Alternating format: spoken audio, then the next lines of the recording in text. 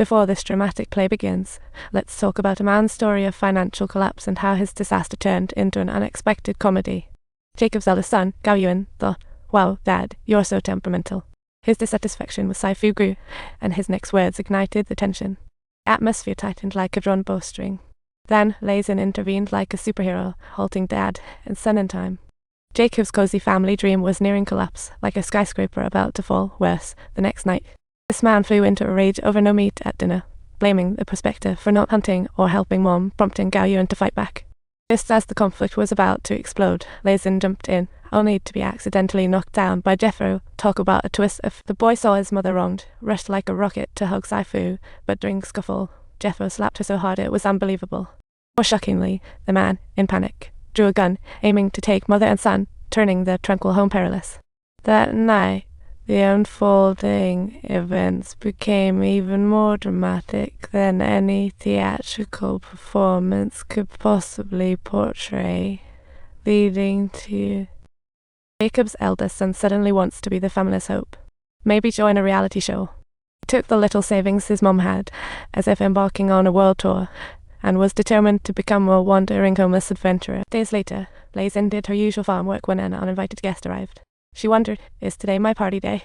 Inside, people grabbed guns at a stranger, but he said, "I'm Jeffrey's cousin, don't fear." The family prepared a feast and warmly welcomed this distant relative, but everything he said made it feel like he was up to more than just. Upon hearing about gold in San Francisco, he quit his blacksmith job to team up with his cousin to chase the dream. In following days, however hard they tried, the gold vanished like magic. Not far from them, some Chinese folks were excited like they just hit the jackpot, as if they'd found some treasure, and from that moment, Jestero's envy turned to jealousy. He took his cousin into the Chinese mining area and he harshly targeted long-braided men, driving the Chinese away and sensing success neared, yet unease lingered. 3 days passed. They walked by the river as usual when Jethro's cousin found a secret in a rock. He immediately called for his cousin, and the two eagerly fished out the golden stone as if they had snagged the gold medal. Faced with the surprise, Jethro felt nervous, but his cousin was as happy as if winning the lottery.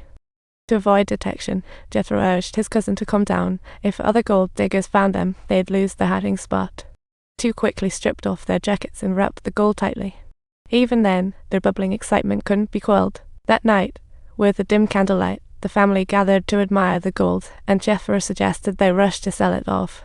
However, little Leo was obviously too young for such a venture, and this idea was immediately shot down by Licinia and absolute no-miners. She urged her husband to stay calm, but Jethro's wealth dreams left her restless. Despite others' persuasion, she insisted on leaving tonight. Before departure, her brothers got tipsy, dreaming of a happy future. When the cousin asked Jethro what he planned to do with the other half of the gold, he was immediately interrupted. Jethro thought of his cousin as just an errand boy. He instinctively felt his cousin shouldn't get a fair share, but little did he know the cousin would pull out the gun, catching Jethro off over gold. The brothers turned on each other. Jethro agreed to give his cousin a third, trying to mediate. During the ruckus, Lacini felt a foreboding sense of unease, as if something ominous was about to unfold. Late at night, Jethro woke to a chill, finding gold and his cousin gone, realizing trouble loomed. He rushed out alone, secretly praying, "Please tell me it wasn't the other big bird that snatched them away." Eventually, he found David in a small grove, frantically fleeing. The brothers faced off again, and tensions were higher than ever. He thought David wouldn't hurt him, but as things worsened, Jethro was injured. Worse brotherhood for the sake of money. Despite his injury, he pressed on, chasing David relentlessly until he cornered him by the riverbank. David aimed to escape and the canoe had prepped, but Jethro charged in and burst like a bull on a mission. At this point, Jethro realized David's greed for gold had driven him insane, and they were both swinging fists at each other with all their. Jethro was filled with deep emotion as he reflected on how he had struggled through countless hardships in the West, only to have greed cost him his own life. Meanwhile, another treasure-crazed man slipped, waved by gold, and lost balance in the canoe. Desperately, he tried to free his backpack, trapped by gold, then sank with his wealth.